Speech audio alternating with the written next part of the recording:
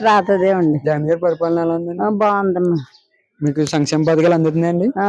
ఇది 4వ ట్రిప్ వస్తుందండి. 3 ట్రిప్లు అందుకున్నాము. మా ఆయన గారి పెన్షన్ వస్తుంది. ఆయన పరిపాలన బాగుంది.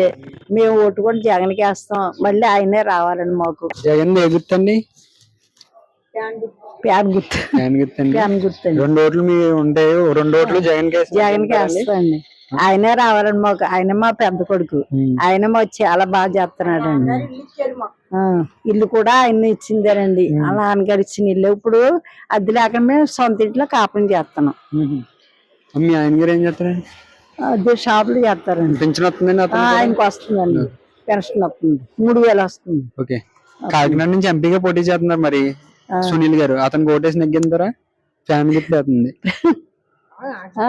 ఆయనకి వేస్తాం. జగన్ వేస్తామండి. ఫ్యాన్ గుర్తుకే వేస్తామండి. మరి మీ ఇంట్లో వాళ్ళందరూ? మా ఇంట్లో అందరూ అండి.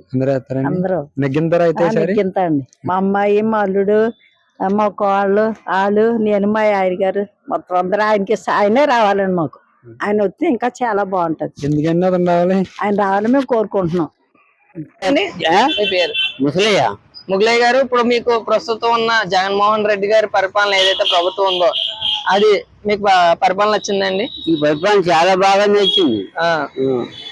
మీకు పెన్షన్ గాని అన్ని అన్ని పథకాలు అయితే అందుతున్నాయి. మీరు మళ్ళీ జగన్మోహన్ రెడ్డి గారికి ఓటేసి మళ్ళీ గెలిపించాలనుకుంటున్నారా?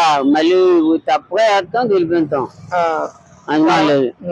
అది ఇప్పుడు ఏదైతే రోడ్లు గాని, తర్వాత చిన్నపిల్ల స్కూల్ నాడు నేడు అన్ని పథకాలు బాగున్నాయండి. అన్ని బాగున్నాయి. ప్రతిదీ కూడా ఏది లోడ్ చేయలేదు. అందరికి సౌరక్షంగా బాగా అందుతున్నాయి. వాలంటీర్ వ్యవస్థ మీకు ఎలా అనిపిస్తుందండి? వాలంటీర్లు వాళ్ళు బాగానే చేస్తున్నారు. ఈసారి కాకినాడ ఎంపీ కింద సునీల్ గారు పోటీ చేద్దాం అనుకుంటున్నారు. మీరు ఓటేసి గెలిపిస్తారా? సునీల్ గారికి తప్పుగా వేస్తారు. ఇంకా మీరు ఏమన్నా చెప్పాలనుకుంటున్నారండి? ఇంకేమీ చెప్పి పని లేదు.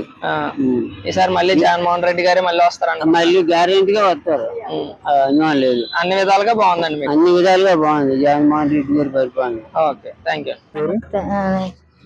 జగన్ గారు బాగానే మాకు చూసారండి. ఆయన వచ్చిందండి. మాకు పింఛని వచ్చిందండి. ఇల్లు స్థలం వచ్చింది. మాకు 40 ఏళ్ళు డబ్బులు వేసారు. బాగానే ఆయన పరిపాలన బాగానే ఉందండి. బాగానే చూసారు. అంటే కాకినాడ నుంచి ఎంపీగా సునీల్ గారు పోటీ చేస్తున్నారు ఫ్యాన్ తరఫున. మరి వేసి నెగ్గింతారా మీరు? మేమైతే జగన్కే వేస్తామండి. మా ఇదైతే మట్టుకు ఆయనకే. ఓకే. ఒకవేళ నగ్గితే తర్వాత ఏం పథకాలు కావాలని కోరుకుంటున్నారు మీరు? మాకు ఇల్లు కట్టిస్తే చాలు. ఆయన ఇచ్చిన స్థలం మాకు కట్టిచ్చిస్తే చాలు. మేము ఎప్పుడు ఆయన మర్చిపోము. ఆయనకే వేస్తాం. మా ఇంక పథకాలు అంటే ఏమి ఇస్తారో మా అంతారో తెలియదు. కానీ ఉండడానికి నీడిస్తే చాలు. అది ఉండడానికి నేర్చి ఏదో మాకు బతకడానికి పింఛని ఇస్తున్నారు. ఇంకా కోరాలు అంటే ఎన్నో ఉంటాయి. అవన్నీ మనకి న్యాయం ప్రకారం అయితే ఉండడానికి ఇల్లు ఇస్తే చాలు. అదే సార్, జగన్ ఓటేసి నెగ్గించుకుంటారా? జగన్కే వేస్తామండి. ఆడవాళ్ళ మట్టుకు జగన్కే వేస్తామండి. అది మట్టుకు గ్యారెంటీ.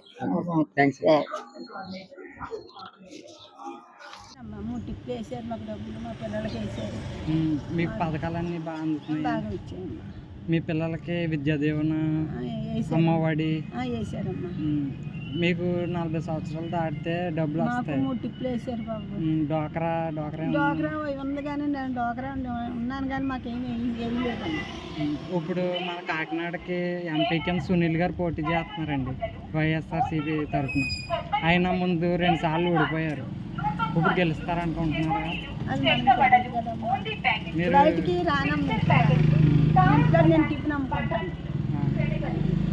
మీరు ఓటు ఎవరికి వేద్దాం అనుకుంటున్నారు? ఇప్పుడు 3 టిప్లు వేసాడు. మరి 4వ టిప్ వేస్తానన్నారు. మరి ఇంకా వేయలేదు. ఏళ్ళ మధ్యలో వేయించుకున్నారు.